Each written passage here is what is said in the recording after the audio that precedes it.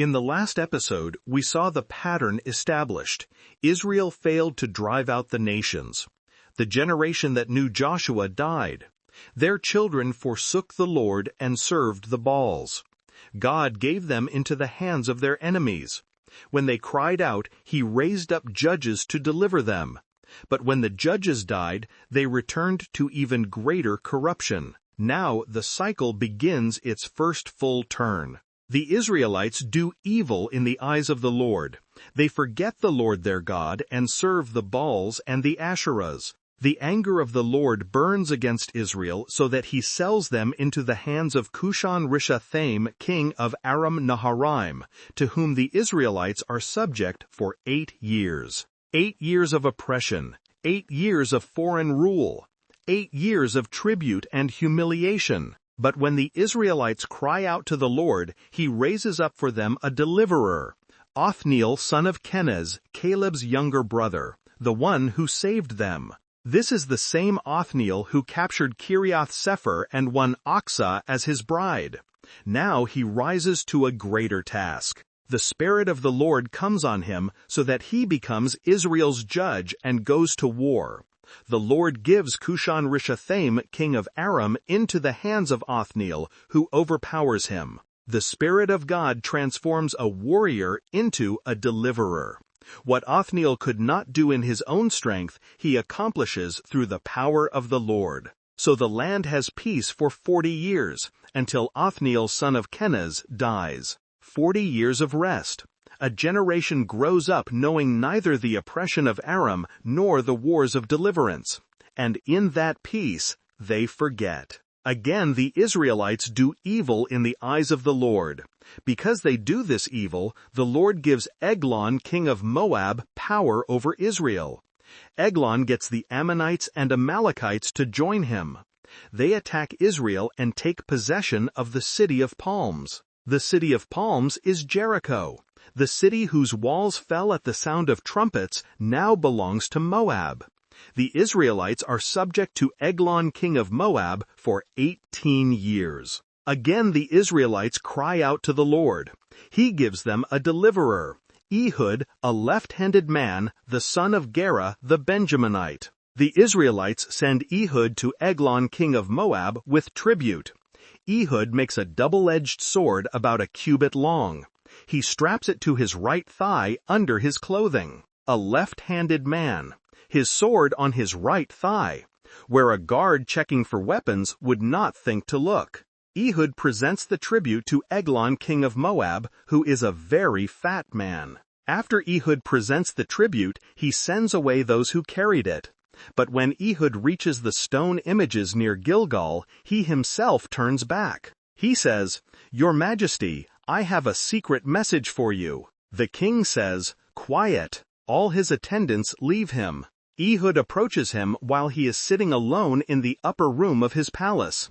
Ehud says, "I have a message from God for you." As the king rises from his seat, Ehud reaches with his left hand, draws the sword from his right thigh, and plunges it into the king's belly. Even the handle sinks in after the blade, and his bowels discharge.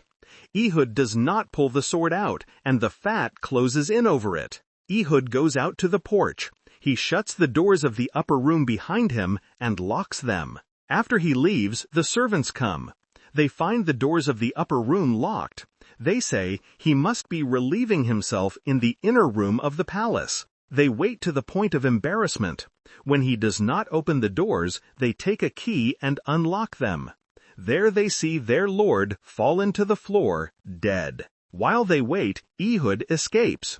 He passes by the stone images and escapes to Sarah. When he arrives there, he blows a trumpet in the hill country of Ephraim. The Israelites go down with him from the hills, with him leading them. He tells them, "Follow me, for the Lord has given Moab, your enemy, into your hands." They follow him down and take possession of the fords of the Jordan that lead to Moab. They do not allow anyone to cross over. At that time, they strike down about 10,000 Moabites, all vigorous and strong. Not one escapes. That day, Moab is made subject to Israel. The land has peace for 80 years. 80 years. The longest peace in the book of Judges.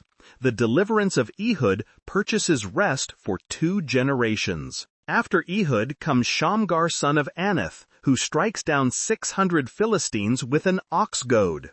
He too saves Israel. An ox goad, a farming tool, a pointed stick used to prod cattle. With this unlikely weapon, Shamgar becomes a deliverer.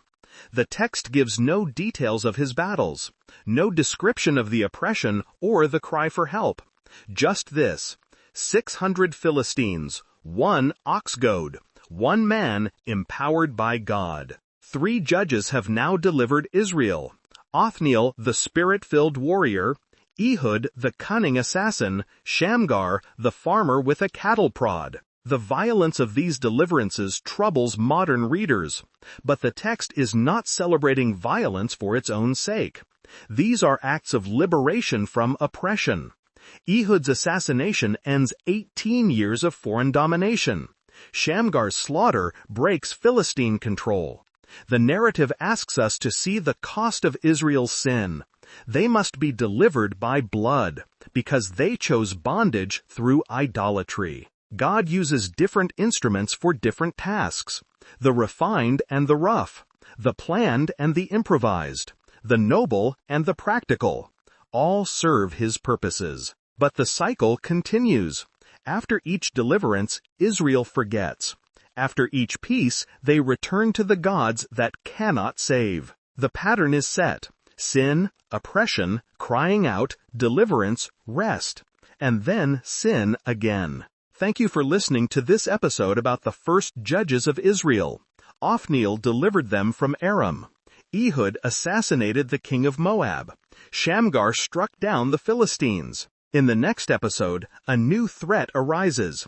Jabin, king of Canaan, oppresses Israel with his iron chariots. But God raises up an unlikely pair: Deborah, a prophetess who judges Israel, and Barak, the general who will not go to battle without her.